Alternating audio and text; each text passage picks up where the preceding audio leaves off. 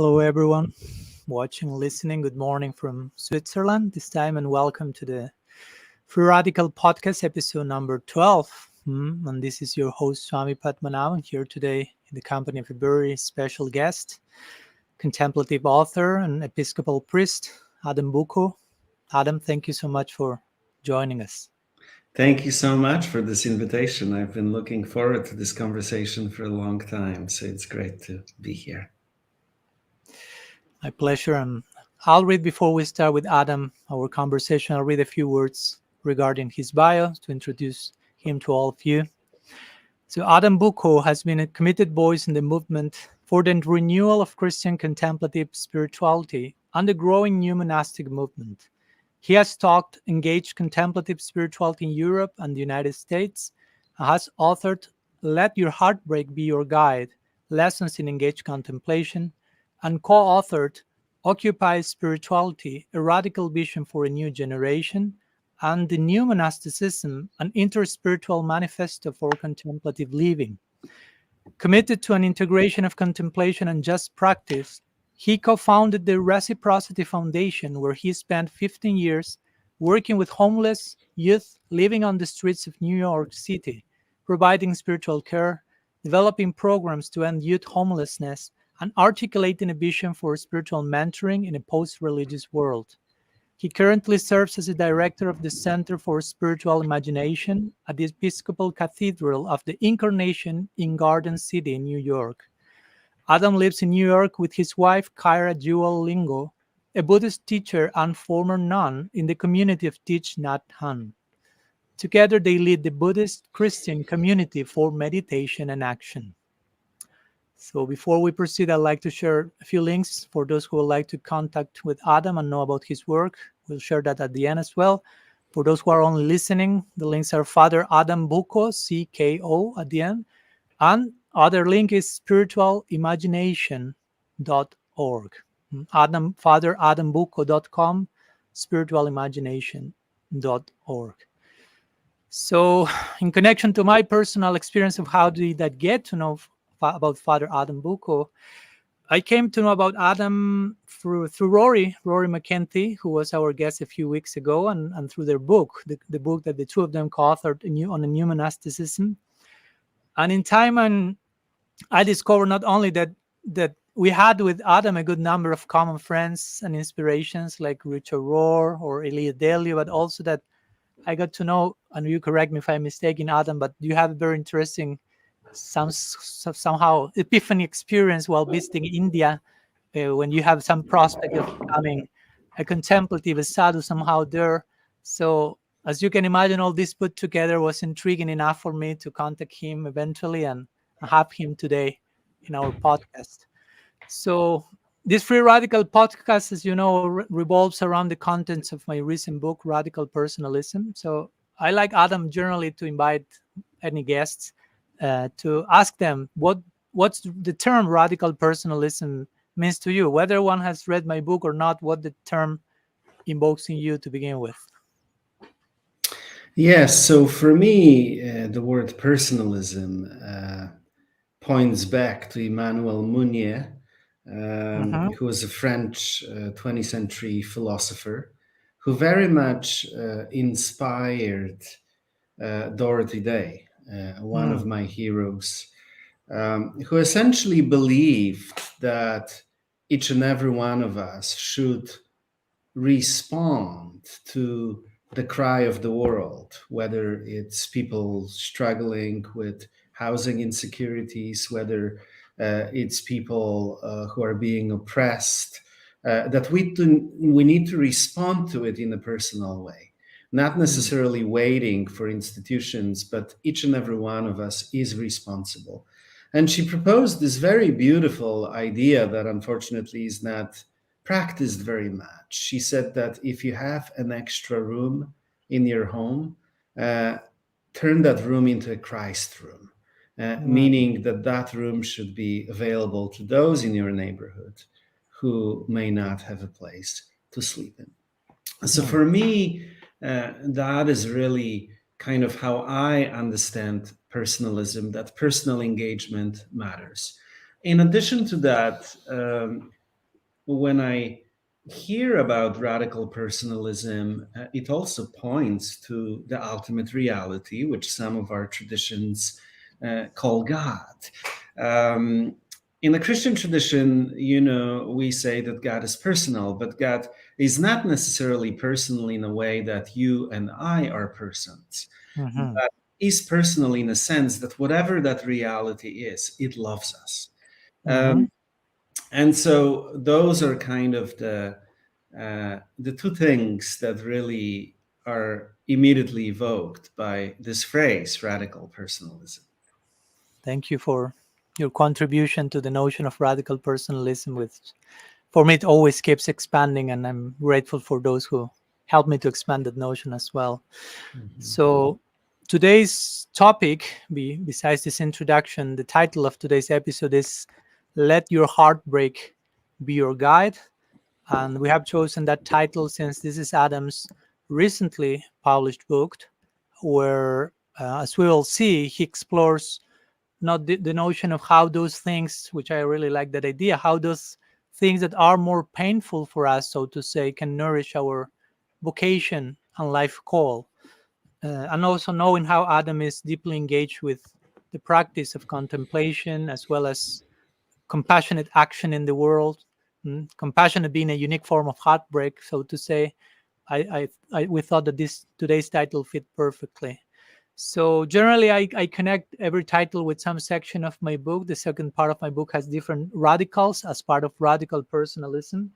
And I will read this a few lines only. In this connection, we will have a few words on radical activism, which appears in pages 120 to 123 and says, social action and involvement should be encouraged in the Gaudiya community, which is the name of our community, for those so inclined, and they should be properly educated by the elders as to how to engage in compassionate social action. We call this radical activism. So basically, this particular section of the book inspired the title for today's episode, Let Your Mhm. Heartbreak Be Your Guide. So I don't know, Adam, if you have any kickstart in mind to continue or start or continue unfolding our conversation in relation to whether the title or the notion of Well, compassion and social. Yes, sorry. yes, so I think that, for me, the connection between heartbreak and action is very important. As Hmm. I mentioned in my book, the title for the book comes from a very specific incident Hmm. that took place in London a few years ago. I think I was on a book tour for Occupy Spirituality, and I was invited to speak at this wonderful center called St. Ethelberga's Center for Peace and Reconciliation in London. And, the talk was great. We were in a dialogue with some local spiritual leaders. But afterwards, a young woman came up to me and asked me as to whether, um, I would have a few minutes to talk with her Hmm. about some of the questions that my talk kind of evoked in her. And she had many questions that are not unusual for the person her age. She had questions about how to live in a world that is kind of losing its way, Hmm. how to find out what her vocation was, how to stay alive without going numb, as she experienced so many kind of crises in our world, from ecological crisis to crisis of income inequality and etc. And so we talked and talked, and to be quite honest with you, I felt like, I was kind of a little bit distracted because I knew that my plane that I need to catch my plane going to New York, and I only had maybe Yeah, 3 hours or something like that, just an I hour to can, get to the airport. I mean, I can empathize with that situation. yeah. And so finally, she said something like, people are just telling me I should do what makes me feel good, but that Hmm. feels cheap. Hmm. And in that moment, this phrase from one of my friends, Angie Harvey, kind of came to me. And he, early in my journey, he said, don't follow your bliss, meaning don't follow, what makes you feel good. And in many ways, he was responding to Joseph Campbell's, famous program, and then a bumper sticker that kind of emerged, just follow your bliss. And Angie Harvey said, don't follow your bliss, look at the world and see where following our bliss has gotten us to. Instead, follow your heartbreak. So as she was kind of raising all of those questions, I said, what breaks your heart? Um, you know, let your heartbreak, once you know what it is, let your heartbreak be your guide. And that sort of became the title of the book. But, like that conversation, I forgot about it. And then months later, I received a message from her that basically said, I sat with this question for a few months and I was getting really angry because nothing was really no insight was really coming in relation to my vocation. And finally, one day I got so frustrated and I just gave up and then just turned on the TV to kind of, have a moment of relaxation, so to speak. And immediately I noticed that my television screen was populated with images of Syrian refugees arriving on the Greek island of Lesbos. Women, men, children, all scared and broken, and some barely alive. All of them were escaping the violence of war, hoping that somehow they can survive the journey across the ocean, really hoping for a new life. And so when she saw that, she said, in that moment, I knew what that question meant. I knew that immediately I had to get on the internet, buy a ticket, and the next day, without telling a soul, go there. And so she wrote me a message from that island as she was working with other volunteers to pick up essentially people from the Mediterranean Sea. And she said, being here broke me into pieces, but it also gave me a new joy. The kind of joy that survives heartbreaks and difficulties, not the kind of joy that encourages me to avoid life, but rather the kind of joy that can face the difficulties, the suffering, and yet still survive. The kind of joy that we have when we know that we are doing something right. And so for me, in terms of radical activism, I think that is the first thing. We have to turn towards the world, not just with our minds, but with our whole being, and allow the difficulties, the pain, but also the joy and the beauty of the world to shatter us. And I think that once we have that experience, our operating system that normally likes to objectify others, people's pain, and that likes to be in charge of our lives, that cracks. And that's the room for the Spirit of God to, I think, flow into our lives in a new way, to arise in us and begin to lead us into a life of compassionate service, into a life of devotion, into a life of, letting God live through us as much as possible. And so for me, that's kind of, the beautiful words that you read from your book. Radical activism starts that way. And then there are other elements, in terms of how do we engage, because it's not just about our actions. It's also about institutions. It's also about what Dorothy Day called works of mercy. It's also about us doing work internally to make sure that we're not just perpetuating things, all systems of oppression. And so all of that needs to be part of that. Thank you for such a kickstart. That was really inspiring and to the root. Again, the word for me, radical activism means radix. Let's go to the root of the whole we got to go into those roots and hang out there to know what's going on. If you don't nourish the roots, there is no sustainability to which what grows from those roots, basically. And as I am personally indebted to Joseph Campbell, because the first time I heard about Krishna, it was from a book that he wrote actually on different histories from the East. And he will write about one story of Krishna called Damodar Lila. So somehow I have my personal indebtedness to him.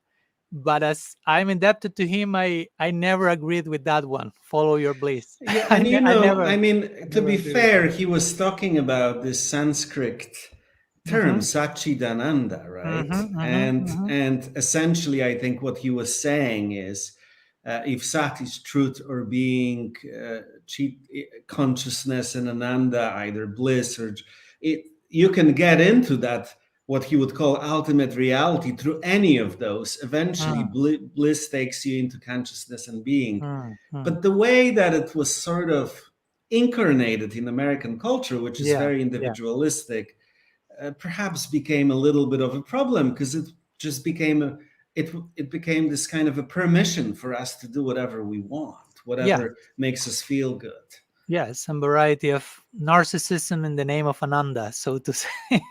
Thank you. Well, That's yeah. well said. Yeah, No, yeah, yeah. exactly. And I appreciate that you make the difference of probably which was Campbell's original intention with the quote and how that became Yeah, bumper sticker, as you mentioned. But yeah, I totally agree that you cannot tell everyone follow your bliss. I mean, I'm just thinking at this moment, someone like Viktor Frankl in Auschwitz, and me yeah, getting close to him and telling him, follow your bliss, Viktor.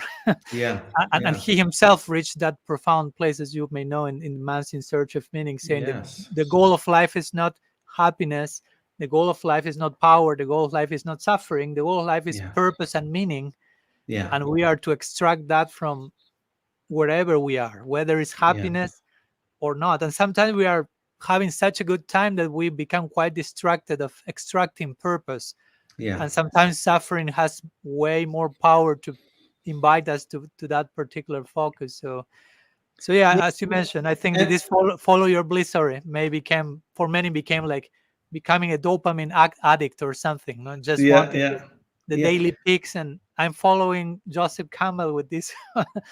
But yeah, actually, yeah, the Ananda in our tradition has nothing to do with ephemeral, superficial, yeah, non-committed agitation, so to say, but a grounded, profound sense of joy, which includes suffering, yeah, paradoxically. yeah, Paradoxically, yeah, it includes suffering because at least, I imagine we concur in this with Christianity. I mean, the more you love, in one sense, the more you will suffer. yes.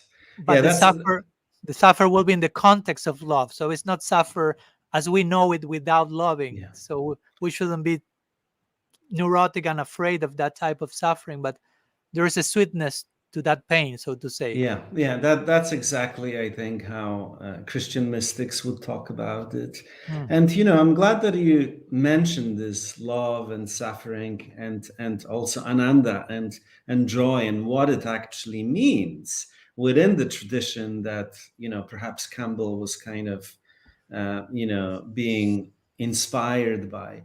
mm, In our work with homeless youth, what I discovered is we emphasize two things in terms mhm, of helping people to discover their vocation. One was the heartbreak, but the other one was true aliveness. mhm, Because what we've discovered is that one's calling is kind of found in between those two. So, like the mm, woman in the story that I mentioned about, she, I think, discovered what you just beautifully talked about, joy mhm, that mhm, somehow survives suffering, that is within mm, the context of, of, of suffering. And so for us, when you really wake up, something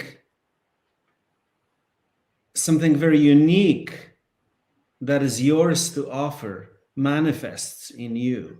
And that generates this sense of aliveness that, yes, mhm, I was born for this particular purpose. mm, mm, But usually it's only when that sense of aliveness is employed in service of what breaks your heart that you can mm, fully kind of function in your vocation.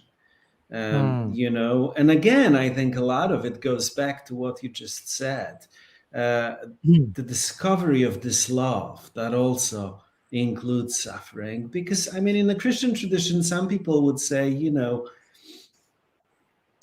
God's heart is breaking as God sees what we're doing to each other. what we're doing to Mhm. ourselves, you know. And I'm reminded of our friend Beverly Lanzetta, who, Yeah. as a young woman, you know, had this really kind of profound experience. She was a spiritual seeker and had this experience that really surprised her, that left her bedridden for, I think, a couple of years after that. Mm. At first, she experienced this tremendous love that she almost thought she's going to die. And then also the suffering. And what she understood that to be was both the love and the suffering of the divine. Mm. Um, and it changed her life. And she talks beautifully about it in her autobiography, you know, how Mm. both of those, in her experience, exist in the heart of God. Mm. So it's interesting what you mentioned, Adam, because also these days here I'm in Switzerland in one ashram some friends have here in the Alps, and we have been having a series of discussions. And one of the main topics was the nature of love and how love is, including again a form of heartbreak, so to say. And we were talking from our particular perspective about how God's heart also breaks, so to say, and Mm-hmm. how our heartbreak will take us to his heartbreak, so to say, no? Mm-hmm. So how Yeah. the two heartbreaks are interconnected with each other. And you ultimately, at least in our tradition, we will also say things like, okay, God is uh, experiencing the height of love, and the height of love implies the height of heartbreak, and we are to offer ourselves in service even of that heartbreak, no? In all the forms it takes, no? So like to identify ourselves as servants of the heartbreak of God, so to say. No? And for that Yeah. Yeah. allowing ourselves to be broken as well, because if his heart is broken, it's not just I will fix your heart, God, but your heart, God, but mine is perfectly okay, no? But just to align with that heartbreak, and yeah, and be willing to, as you mentioned, I really love that quote that you mentioned, like find the type of joy that survives when your heart is breaking. That's so challenging, basically, but that's so substantial. I was thinking about, yeah, we can talk about confrontative joy, the joy that confronts reality, that allows suffering as part of the equation, and evasive joy, no? Like we would just want to be happy without contacting each other's heart. So yeah, regarding the idea of aliveness that you are mentioning, and I totally agree that if there is not connection with any form of heartbreak, yeah, how much alive you are, because aliveness has to include all the experiences. It's not that I'm alive because I'm so joyful, but at least on a personal level, one of the moments that I felt myself more alive probably were the most difficult ones, I can say. Yeah, I can Yeah. say. Yeah. Thank you for that beautiful reflection. Hmm. And that reminds me also, in our tradition, it's funny because Krishna, in one verse in the Bhagavad Gita, he will say in second chapter, you have to learn to tolerate both suffering and happiness. Like Mm-hmm. implying, we generally think happiness, I want happiness and I want as much happiness as I want. But he says that type of happiness that you are addicted to, you are actually have to tolerate it when it comes. No, Mm-hmm. not instead of, Yeah.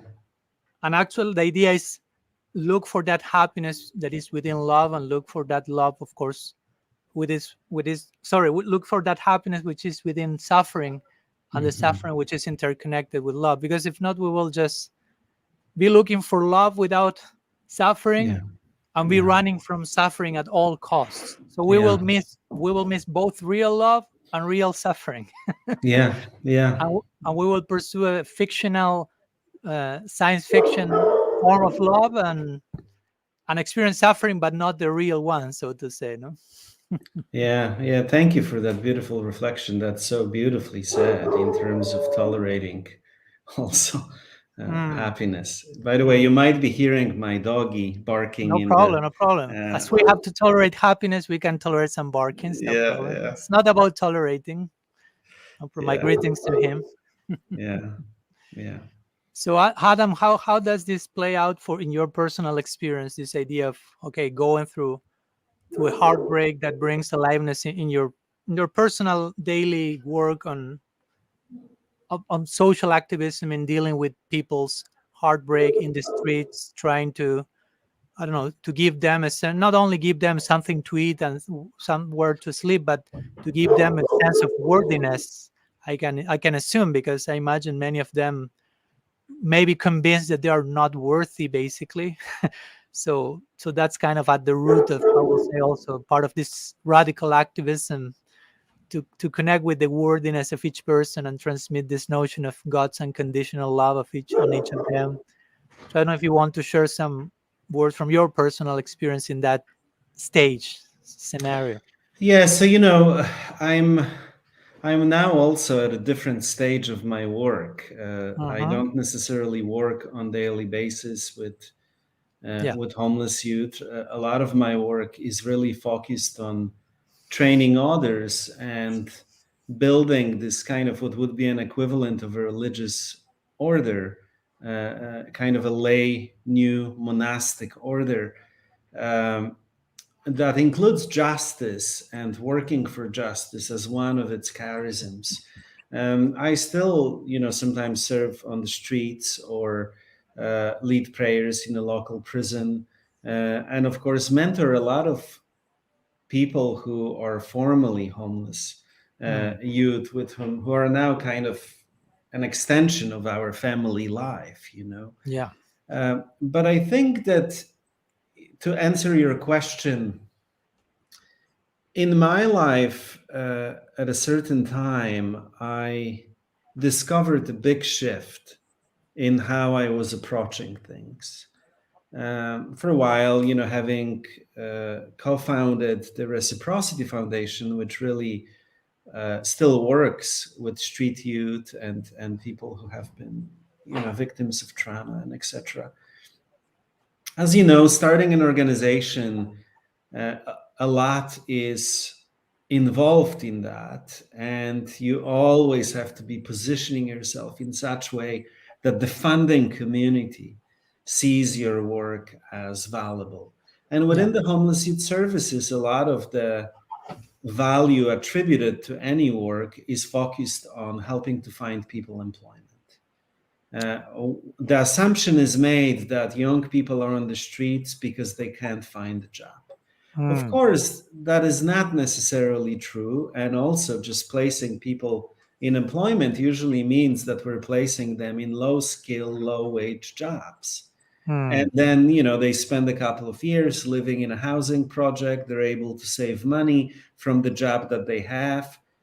Then they graduate, are able to maybe get an apartment, but then sometimes within weeks or months, they're back on the street Mm. because that job cannot sustain their life in a city like New York, where everything Mhm. is so expensive. And in the US, in most cities, I mean, there are so many, we call them working poor, people who have to sleep in their cars and who have full-time jobs and no Mm. insurance and etc. That's just the reality of our system.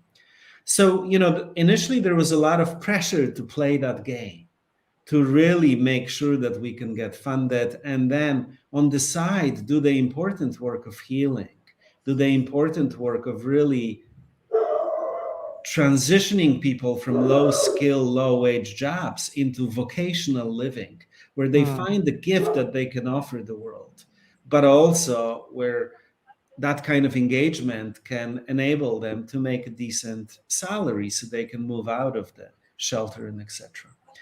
And so initially, a lot of the work was kind of connected to specific skill sets, almost like, approaching people as objects or problems that we can solve by helping them to rearrange different things and then move up, move up, move up, move up. Mhm. And at some point, I realized that that was not working, that I needed to actually, that my work needed to be about prayer, about contemplative prayer, that I needed to show up for every human being in the same way that I am showing up for prayer.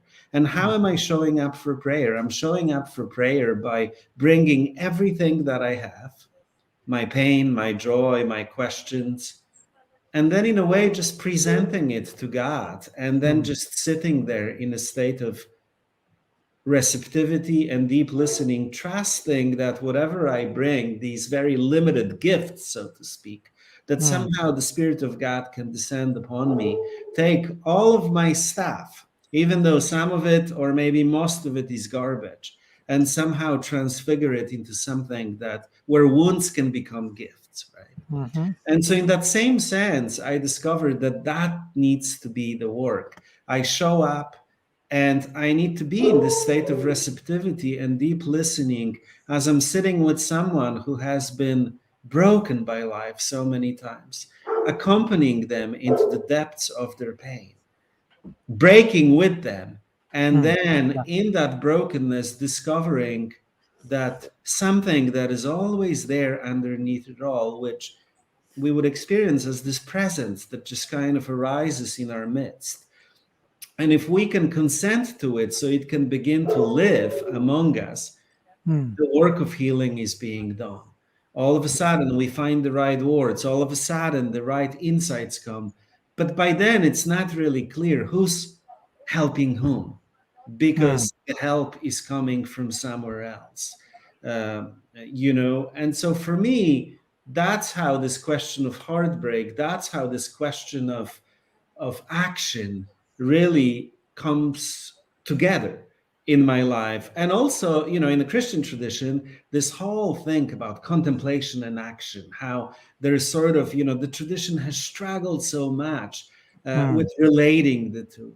Approaching contemplation from this kind of a place shows us that action should not only be related to contemplation, that action can become contemplation. Because anything that is done in the state of receptivity and consent, where the Spirit of God can just flow through us, is turned into contemplation, is an act of prayer. St. Augustine, who's, by the way, not my favorite theologian because of, his kind of very dualistic emphasis sometimes, even though he's also said a lot of beautiful things. But one of his beautiful teachings in one of his commentaries was that uh, referring, to a story from scripture about Jesus kind of being asleep, with the storm and all that.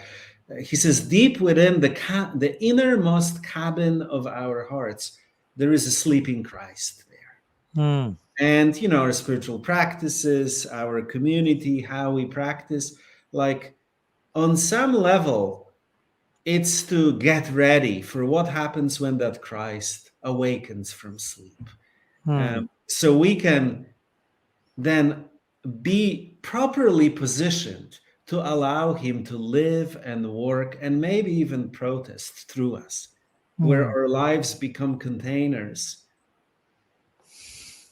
which he can use to live.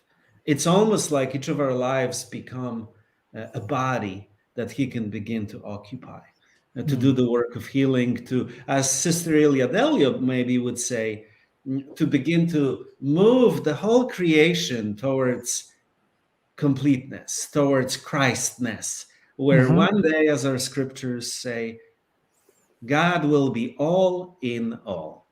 Right? So that's kind of how I understand it. And I'm curious about this, in your own tradition, because just, looking at your book, I noticed that you mentioned things like centering prayer, which is about receptivity and consent. And I'm very familiar with some practices of Gaudiya Vaishnava. I've studied quite a few texts. In fact, one of the first spirituality books that I've read as a kid was Perfect Questions, Perfect Answers by Prabhupada. I think I was maybe 14.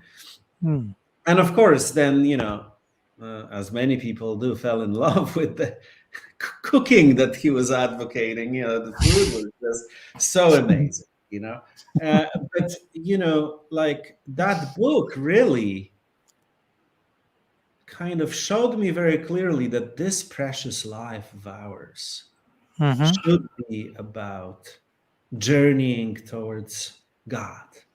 That we can play many games in this life, but in the end, all of those are empty. And so I'm curious about, how I talked about contemplation and action, how that relates to your experience within your tradition and the Mahamantra, but also because we do Jesus prayer, for example, and Mm-hmm. in my experience, as I walk and as I stop and as my breath becomes synchronized with the holy name, I find myself that it takes me into that state of receptivity and consent.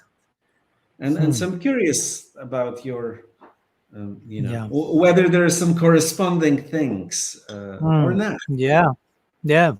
I will personally, my experience at least, thanks to begin with for sharing your testimony. I really love it, appreciate it, especially when you mentioned showing up to to people in general. You were referring to homeless people or people in general, showing them as you show up to God in prayer. I really like that line. And it has so many parallels. As you were talking, I couldn't avoid my mind finding my own Gaudiya version. And that's in Mhm, part what I tried to do in my book. I mean, not like mhm, officially like a parallel study of related religions or any comparative religions, but naturally, as I have personally lots of affinity for mystical Christianity, I cannot avoid like finding these parallels which amaze me, basically, which give mhm, me beyond of course the differences that may be there and are ornaments in themselves. I will say if the foundation is so similar, so common, naturally whatever mhm, diversity mhm, comes on top of that will be like an ornament, not something that will clash or like a problem, but something that will, by properly appreciating it, will increase everyone's faith in their respective traditions, so to say. mhm. So in our tradition, we also have this with our own terms and words, and I won't torture you too much with Sanskrit today. But we have the idea of also, as you were mentioning, that action can become prayer. Prayer is not just limited to um, sitting or doing prayer in the classical way, so to say, as of course you have in Christianity, these quotes like pray unceasingly, you say in English, Yeah, like, yeah. and of course, Pray if you without really, ceasing. Yeah. yeah, and if you play out in practical terms, it will be impossible to do that if prayer wouldn't be something different from just the classical prayer. Yeah. And in our tradition, we have many lines in that similar direction. Satatam kirtiyantaman kirtaniya sadahari, and I'm torturing you with Sanskrit, but basically implies of always engage, keep yourself always in praise of God, always praying to Him. And this word satata means always without interruption. So of Mm-hmm. course that's speaking about the potential to be like sheltered under that particular spirit, and but not necessarily in terms of one specific action known as prayer, but how every action can become uh, sprinkled or embedded in a Mm-hmm. prayerful spirit. So for us it's not so much to pray, but to do whatever we do in a prayerful from a prayerful place, and to connect action and contemplation for sure. I always like what Father Richard will say. You may know that when he says from the name of his group, Center for Action and Contemplation, the most important word is and. No, Mm-hmm. not action, not contemplation, but and. No, like the Mm-hmm. bridging of the two, and one and the other, not one at the cost of the other. Mm-hmm. So, and I personally also grew very much nourished by someone like Thomas Merton, Mm-hmm. and I really was fascinated by how someone like him, who almost never left his chamber, so to say, his cave, he could be able to address in such a comprehensive way whatever was going on outside of that cave, so to say. Mm-hmm. So for me, that was a very important way of. He was activist in his own way from his Yeah. cave, so to say. From that particular distance, he obtained a proper like perspective to understand what's going on. That's how I like to also to define detachment in our tradition. Like detachment doesn't mean like indifference or cold heart, but just to take certain distance from something so I can appreciate it for what it is and take the proper Mm-hmm. measures. Like if I have my hand too close here, I cannot see it for what it is. I need some distance, some detachment, Mm-hmm. and I can understand what that is, and approach that accordingly. So in our tradition, we have that idea. We say that potentially every action can be bhakti in our terms. Bhakti will mean like devotion to God. No, if you want to use the word contemplation in connection to that, like, although ontologically speaking, something like peeling potatoes or taking a shower is not bhakti, if you do those things in the context of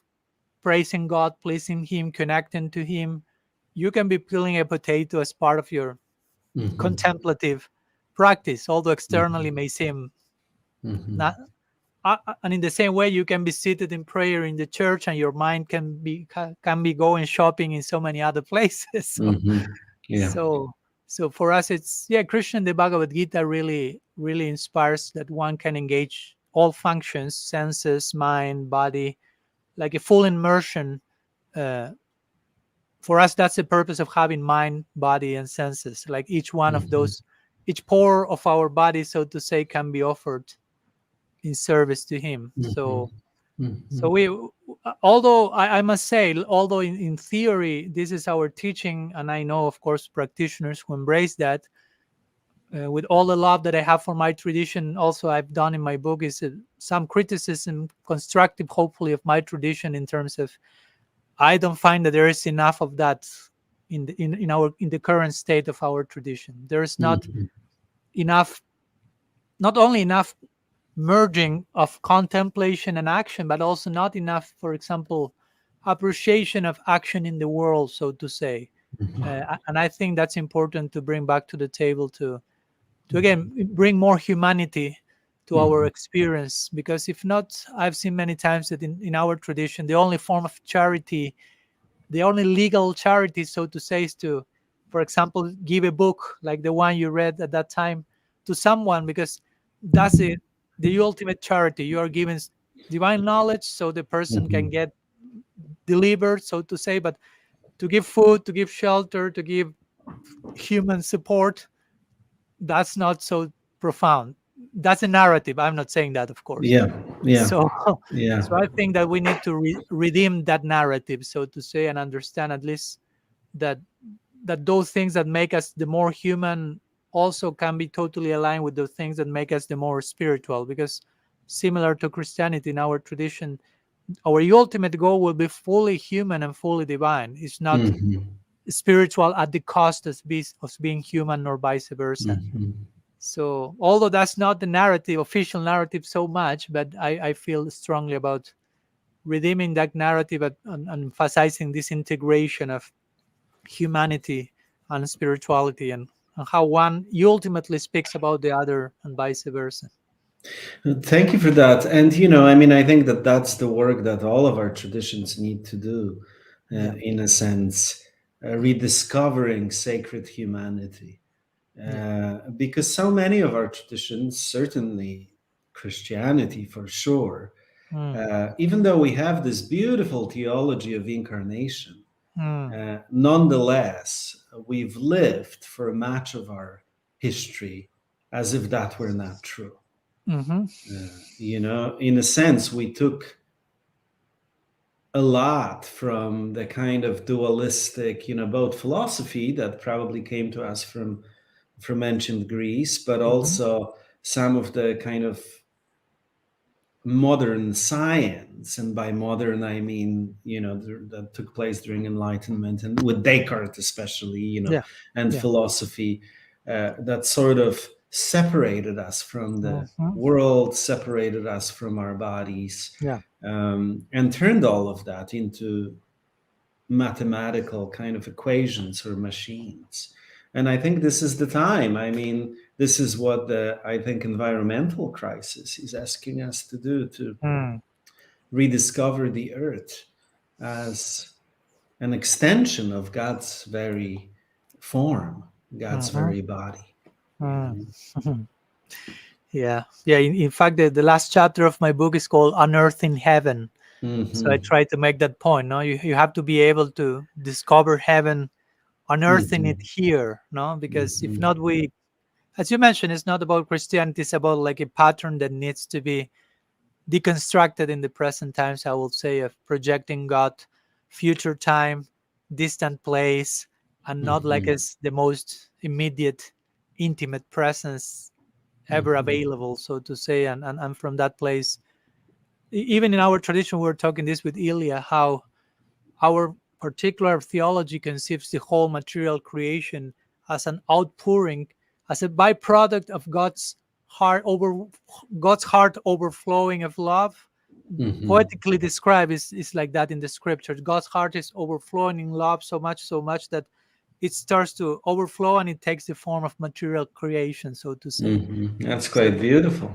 yeah, and that's a very redemptive theology that, if you really play out the implications, is every atom is an embassy of the Mhm. Supreme Lord. So we are to relate Mhm. to, and as we were mentioning before, how you show up with to every person, as if you show up for prayer. In our tradition, we have a similar idea. God is in everyone's heart. What to Mhm. speak, God is in every atom, technically in our philosophy. So I mean, how to approach that, no? And he's Mhm. loving everything and everyone unconditionally. Mhm. So so yeah, we have some homework to do, all of us, in each mystical tradition in that kind of direction, Mhm. for sure, for sure. Mhm. Yeah. Yeah. Adam, Wonderful. you mentioned a few minutes ago uh, the idea of unconditional love at one point. So I like to, I don't know, the inspiration came to ask you, as I like to ask every person, what's radical personalism for you? So what's unconditional love for you? Now, if you have to share a few words regarding how you will define that, what's your experience, or and your attempt to extend that to others, or how you relate to those two words, unconditional love, which I think they are, Yes. sorry, that I think are so important in relation to what we are talking on, a deeper understanding of this principle and how it's already operating in all directions. I mean, for me, unconditional love equals, in many ways, always points to God. And so, therefore, when I talk about unconditional love, I talk about this presence, this energy that is present here at all times, that we can open to, that is moving us always towards healing, towards wholeness, towards transformation, towards the reality where God is all in all. So, Mm, in that sense, for me, that's what unconditional love is really about. And so, then extending that to others means, again, kind of going back to my definition of contemplative prayer, is essentially becoming um, an empty vehicle for that love to live in the world. And in the process of that, and this is very interesting because, on one hand, we're talking about vocation, which is discovering our unique kind of purpose and mission.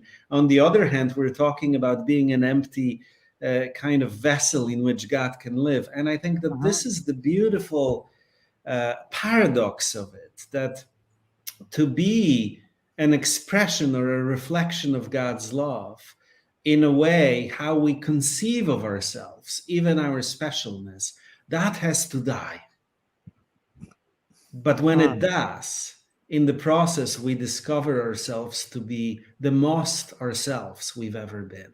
mm, So I think that is the paradox, because I think many people would see that phrase, dying to self, or what St. John of the Cross talks about, the kind of the dark night experience, mhm, where everything that is familiar in a way dissolves. That mhm, doesn't mean nothingness.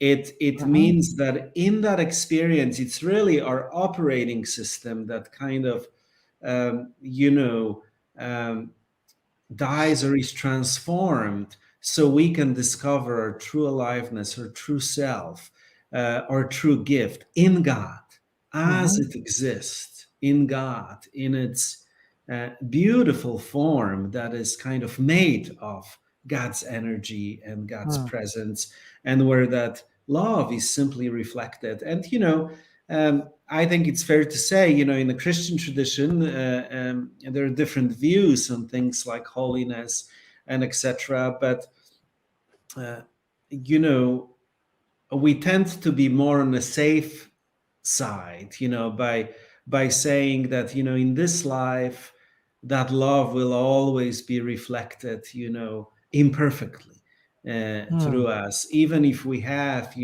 kind of high level of, awakening or holiness or whatever we want to call that. There is always more to go because God is infinite and the mm, journey never ends in some way or form. I think it was Saint mm, Gregory who talked about that continuous growth, that is possible within the divine. So I don't want to kind of paint a false picture that we have an experience of God and then somehow we're transformed and we can walk on this earth thinking all these great things about ourselves. mm, mm, It's more about each day kind of allowing what Thomas Merton would call false self mhm, to deconstruct so something of God can be manifested in us.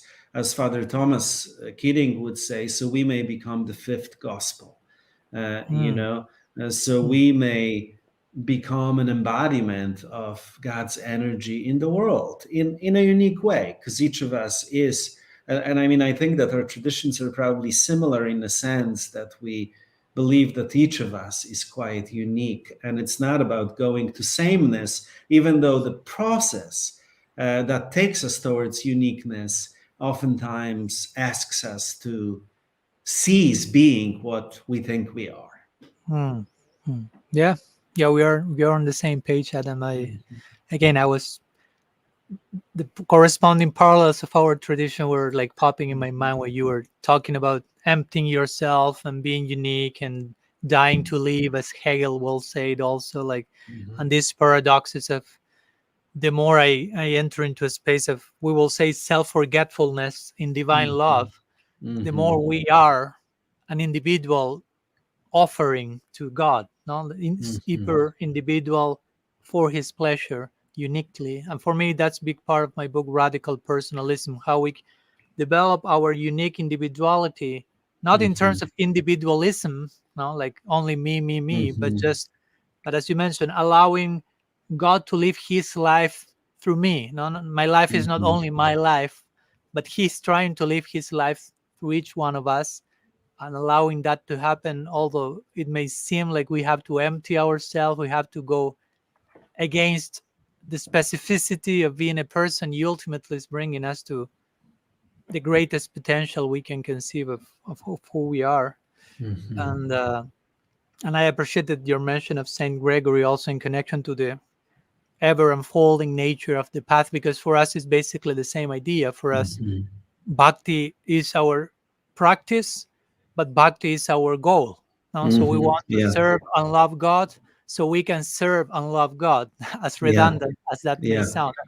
I Yeah. remember someone once asked Prabhupada, one person asking, Prabhupada, what will be the fruit of chanting Hare Krishna? No, he felt that the person was expecting some magical result. No, you will be able to float on the air, or you will know the number of the lottery, whatever. And he went to the point. He said the result of chanting Hare Krishna is that you will be able to chant more Hare Krishna. No, like Yeah. making this point that we are what we Yeah. are doing, we are doing it for eternity. We are so Mhm. happy doing what we are doing because we are projecting to continue doing this as an permanent unfolding and increase and progress and depth. So yeah, that's basically the beauty of the path, and of the connection with divine love and unconditional love. So thank you for Yeah. your, yeah, I, sorry. I love that answer. That the result will be so you can do more of it. Yeah, That's perfect, yeah, you know? of course it's a challenging reply, because it's okay, let's see how much you like what you are doing at present. Yeah. Yeah. Because Yeah. if, but I totally agree with your point, Adam, of on the importance of, which I don't think is that easy, and I think it's a big challenge. I developed a whole chapter in my book on the concept of individuation, Yeah. as Carl Jung will speak about that. But again, not so much as a private accomplishment. Now I'm individuating myself, but how I can be as personal as I can to make myself an offering, and Yeah. that be as personal includes this willingness to be invaded by grace, and let go of whatever notions I have of myself, and I allow myself to die so many times before I die, so to say. Yeah, but that's why I'm so glad that and grateful that you're including in your book these concepts like individuation, because I think that uh, so much of spirituality and spiritual practice can also be used as an excuse to not want to just deal with all of our stuff. Mm-hmm. Um, you know, uh, as an excuse not to do the hard work of growing up, not to do Yeah. the hard work of claiming who we are. Uh, and again, it's always a paradox because detachment is important, but detachment, as you beautifully said, doesn't mean disengagement, which sometimes I know I certainly at the beginning of my journey kind of, Yeah. probably everyone goes through Yeah. that. It's all Kindergarten. about getting Yeah. out of my life, out Yeah. of my body, and imagining that I can be some kind of, I don't know, a holy sadhu living in the Himalayas, that's Yeah. where everything will be found. Um, Mm-hmm. and yet, the journey oftentimes requires us to come down from the mountain and engage in the messiness of life and love and sort through all of that, only in the process to discover that we can't really let go of something that we don't have. We first have Mm-hmm. to really be in our lives. Mm-hmm. And also, the experience of God can't happen anywhere else but in our Mm-hmm. lives. Even Mm-hmm. though sometimes I think the spiritual literature makes us think that we have to become someone other than we are, that we have to live someone else's life in order to meet God. And yet, it's all here, Mm-hmm. uh, in this Yeah. body, in this mind, in this world, kind Yeah. of as you said, the heaven and the earth. Yeah. We will say that's heaven is a state of consciousness, basically. Yeah, Now it's yeah, not so much like a geographical 3D space that a spaceship will take you physically, and now you are there. I yeah, mean, if you are not there now, you won't be there tomorrow if you are not getting closer to that inner space now. No, because yeah, sometimes, yeah, I've seen practitioner fantasizing like, okay, I'm going there. When I die, I'm going there. But if you are not getting closer there now, and there I mean a state of consciousness again, we are yeah, not going there. But yeah, as you mentioned, we in the beginning of our practice, I think all of us we have a license to be in yeah. the kindergarten, so to say, That's and we will right. be romanticizing the cave and And conceiving every yeah yeah those romantic ideals are very powerful in a sense that they certainly got me to do the practice. yeah It's just that also means that there will be some disillusionment and some purification and some, falling apart later on. But that's just part of the journey. yeah. But I totally agree that as spirituality ideally has the potential to help us confront all this inner messiness. Spirituality addressed without maturity can be the perfect evasive device to all those same things. Yeah. Even better, a better evasive device than any other device because Oh yeah. it has the holiness halo. Yeah. So yeah, we have to deal with that in a very delicate way. Yeah. Yeah. Yeah. Adam, since as we are wrapping up, we have a few more minutes. If you will, something that came to my mind since you mentioned to me that you have been recently married to your wife.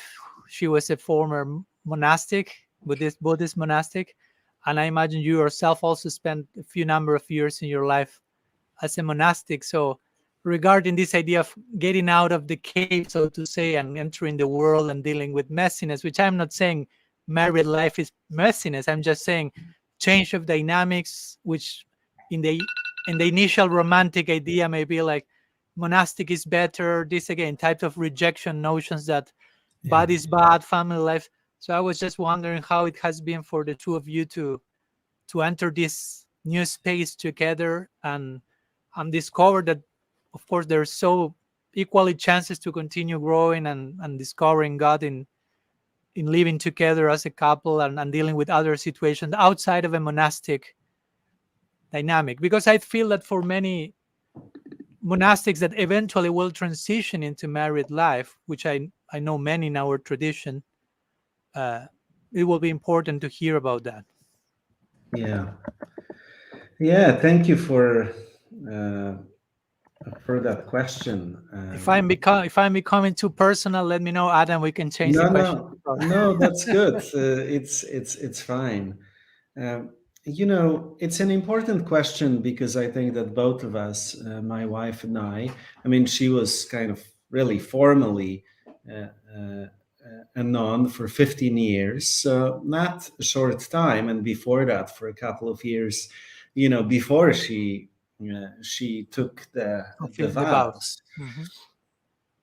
And she loved that life, but also she came to a point where she knew that she was being called elsewhere, not necessarily letting go of her practice, but entering a new context. And for me, for much of my 20s, I was sort of kind of really searching for this ideal of how to live as a monastic in the world. Mm. So quite a few years. And being married in some ways is very different in a sense that you have to deal with a lot of, like the gift of solitude, for example, that some monastic orders offer, not all, is very different. It's something to be negotiated. Uh, the uh, just two different lives with specific patterns interacting with each other. And sometimes that evokes difficulties that kind of, brings up past hurts and etc. But for us, this is a wonderful opportunity. We try to see our home as this kind of a small, Buddhist Christian monastery where we have a specific schedule, where we wake up, we practice together, we engage in specific readings, we set the tone through, conversations where we reflect on those readings, and then touching base with different practices where we are always given an opportunity to go back to that center, to go back to that silence, to go back to that state where we can meet, to use the words from the Upanishads, in the cave of the heart, Mm. where we are kind of more or less than our traditions, where we can just dwell in this state of interconnectedness, in silence.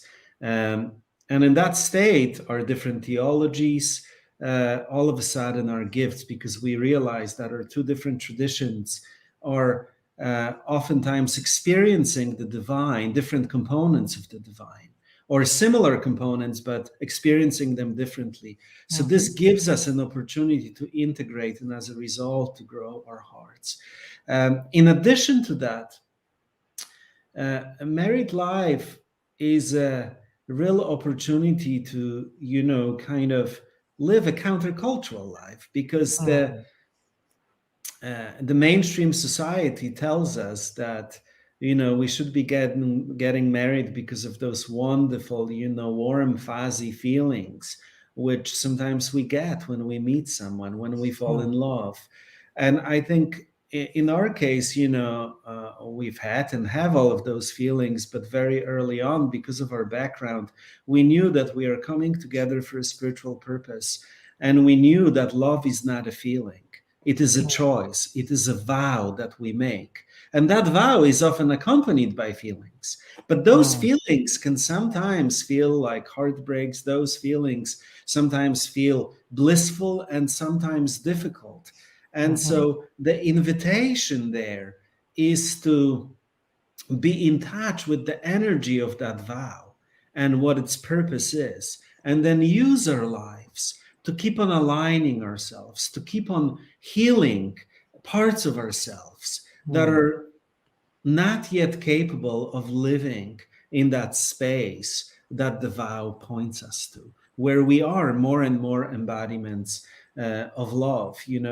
And one wonderful thing about marriage is and this is a new experience for me, you know, when I was alone, even when I tried to live a monastic life, I was on when I was serving, when I was in prayer, and then the days that were difficult, I always faced them alone. And in a way, Mhm. there was no witness. Mm. So, in a way, it was very easy for me not to fully engage with the material that emerged during the difficulties. Mm. Now, I find that I always have this loving mirror that is there witnessing me, both when I'm in my best and when I'm not at my best. And yet, that mirror that sometimes maybe is frightening because all of a sudden I'm seeing some things for the first time is a Mm. mirror that is projecting this loving energy. I am here for you. I am here for you. And that is an extraordinary experience because I feel that that reflects something of how God is present for us. Where whether we're on our best or not at our best, there is that constant presence of a loving presence, right? That is there to be there for us. All we need to do is just open to it, to accept the forgiveness, to say yes to it. And as a result, to be healed, to be changed. So, you know, that's kind of what marriage feels like. And of course, on top of it, you know, this whole idea of how our commitments make us, where, you know, in any life, there are joys and there are difficulties, and how we can take turns holding each other when the other one is suffering. Again, Mhm. showing up with this energy of, I am here for you, because this is what the vow points to. And so I don't know if I'm answering, you know, No, that's what beautiful. you asked, or if it's maybe too No, abstract. no, no, no. It's That's really a that's. gift, you know, that for me, married life has been a gift that I'm Yeah. really grateful for, because I'm discovering so much about myself. And ultimately, also being on my own, I feel like I thought that I have dealt with some Hmm. areas of my life already. And now, when there's that witness, I'm like, man, there's some more work that I got to do. Look at that reactivity that is arising in me right now. Mhm. Mhm. About what? About nothing. Mm.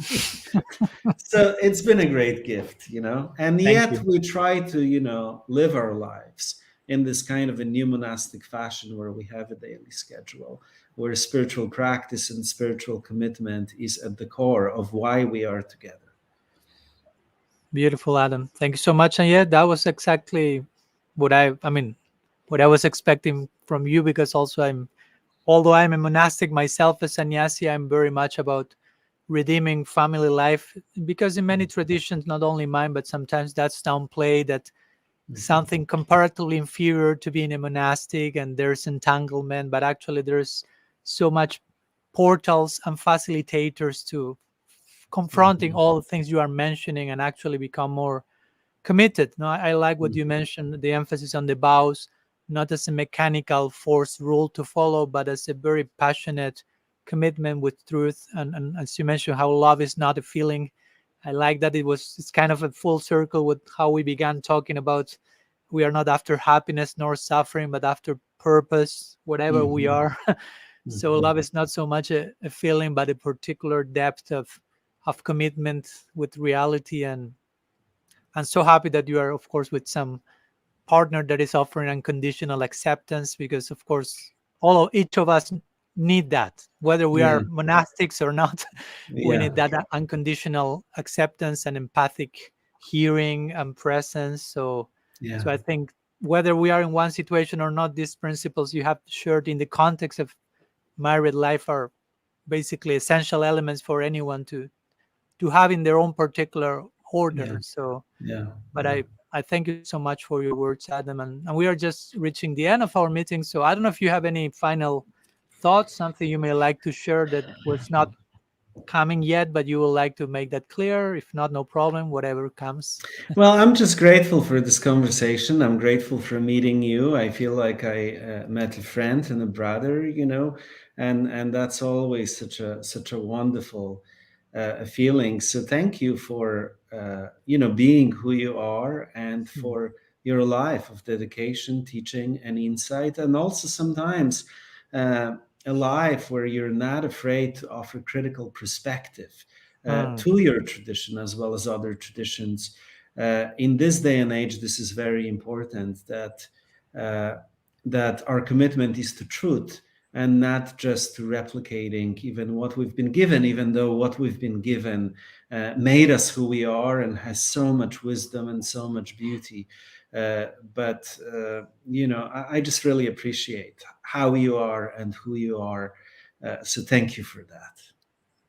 Thank you so much for your words, generous, and I'm trying to be who I'm supposed to be. I'm not finished product, and we may never be, but I appreciate your appreciation, and that encourages me to try to continue in the wave somehow or other. And I'm also personally discovering a new friend today in you, so I'm very blessed. Not only today when we started talking, but I'm making that an official public statement now, and I look forward to somehow develop our relationship in whatever direction our Supreme Lord beloved wants to take us. So thank you so much, Adam, for accepting Wonderful. the Thank you. invitation.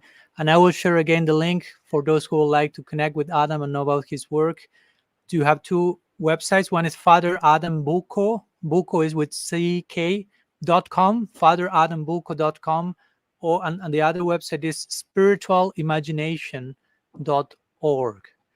So thank you so much to you. Thank you so much to everyone else. And our next episode will be next Saturday, September 30th at 10 a.m. EDT time.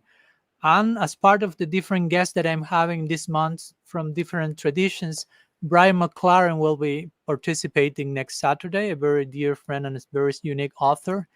I will be talking with him about what keeps spiritual traditions alive. So that will be our conversation for next week. So again, thank you so much, Adam. Hope to see Wonderful. you Thank soon. you. Thank Thank you. you to all of you. See you soon. Bye bye. Bye.